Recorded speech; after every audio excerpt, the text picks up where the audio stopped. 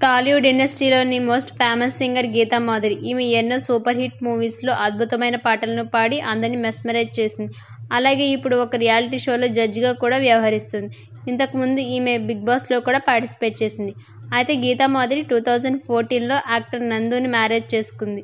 నందు ప్రస్తుతం ETV dance show అయిన ఢీలో యాంకర్గా చేస్తున్నాడు.